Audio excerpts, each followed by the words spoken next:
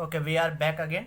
Determine the value of load Z for maximum power transfer and the maximum average power transfer.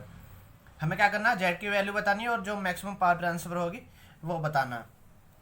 तो maximum power transfer निकालने के लिए क्या करेंगे, ये Z है, जो भी थेवेनिन इम्पीडेंस आएगा उसका क्या कर देंगे, कॉम्प्लेक्स कॉन्जुगेट ले देंगे, क्योंकि लोड क्या है हमारा, लोड हमारा कॉम्प्लेक्स है। ठीक है, मैं एक बार यहाँ पे लिख दे रहा हूँ, तो इसका थेवेनिन यहाँ पे लिख दे रहा हूँ मैं नोट बना के। when load and Thevenin impedance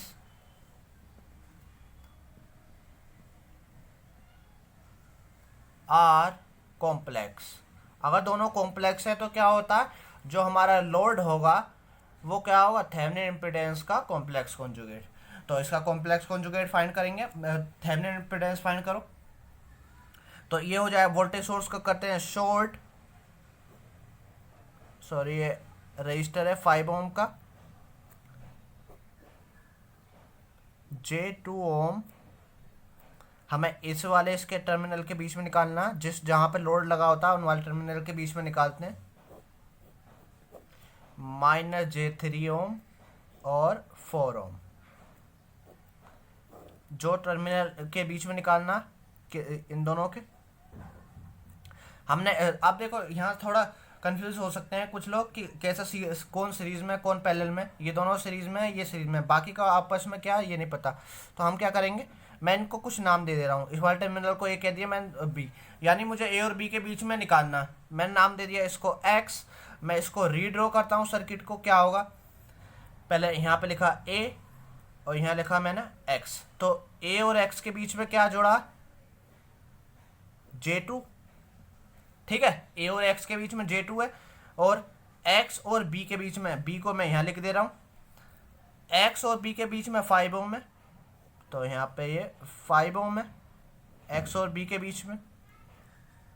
next, x और बी के बीच में कितना है, ये वाला इम्पिडेंस, एक तो है कैपेसिटर और एक है रेजिस्टर,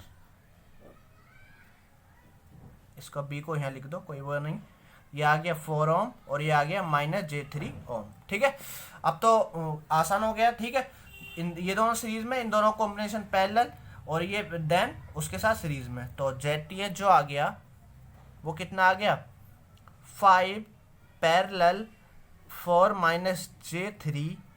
ठीक है, उसके साथ सीरीज में कौन है, J2। जब इसको सोल्व करेंगे, ठीक है, तो जब इसको सोल्व करेंगे तो कैसे करेंगे, इन दोनों का मल्टीप्लाई 4 -J3 और 5 + 4 -J3 + J2। ZTH जो सोल्व होके आएगा मैं वो लिख रहा हूँ 5/2 + J7/6। ठीक है, तो Z कितना आ जाएगा, Z क्या होगा, कॉम्प्लेक्स कॉन्जुगेट ऑफ ये ZTH। कॉम्प्लेक्स कॉन्जुगेट लेने के लिए J से पहले का साइन अपोजिट कर देते हैं। ठीक है, J का ये -J हो जाएगा, अगर यहाँ माइनस होता तो प्लस आता। ठीक है, तो हमारा Z की वैल्यू आ चुकी है और हमसे पूछेगा कि मैक्सिमम पावर ट्रांसफर कितनी होगी। तो P मैक्स जो होगा मैं बता दूं, जब दोनों कॉम्प्लेक्स कॉन्जुगेट होते हैं, दोनों कॉम्प्लेक्स होते हैं, तो P मैक्स जो होता है वो होता है mod of VTH² upon 8 RTH। तो RTH तो हमारे पास आ चुका है कितना, 5/2। तो यहाँ से हमें पता चला RTH जो आ चुका है यहाँ से, अगर कंपेयर नहीं करना आता है तो ऐसे करके लिख लिया करो, RTH कितना आ गया, 5/2 ओम। ठीक है, अब हमें चाहिए VTH कैसे निकालेंगे, देखो मैं एक बार दो बार से सर्किट ड्रॉ करता हूँ इसी का, भाई इसकी जगह VTH ओपन सर्किट निकालेंगे, ओपन सर्किट वोल्टेज निकालेंगे Z को हटा के, बाकी का एज इट इज मैं पूरा सर्किट ड्रॉ कर रहा हूँ। ठीक है, एक बार मैं दोबारा से पूरा सर्किट ड्रॉ करता हूँ। यहाँ पे ये 10 एट एन एंगल ऑफ 30 इतने वोल्ट, 5 ओम,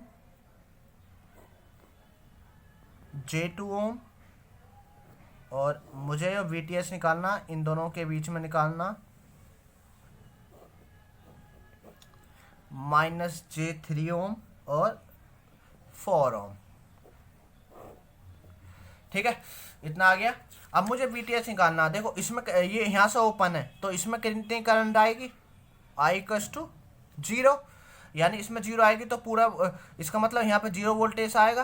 तो वी टी एच कितना, यहाँ से यहाँ तक मैं लिख सकता हूँ, ठीक है। तो वी टी एच जो ये इस वाले देखो, यहाँ से यहाँ तक, यहाँ से लेके यहाँ तक का वी टी एच है। तो यहाँ से यहाँ तक का मतलब क्या, इन दोनों के अक्रॉस जितना वोल्टेज है।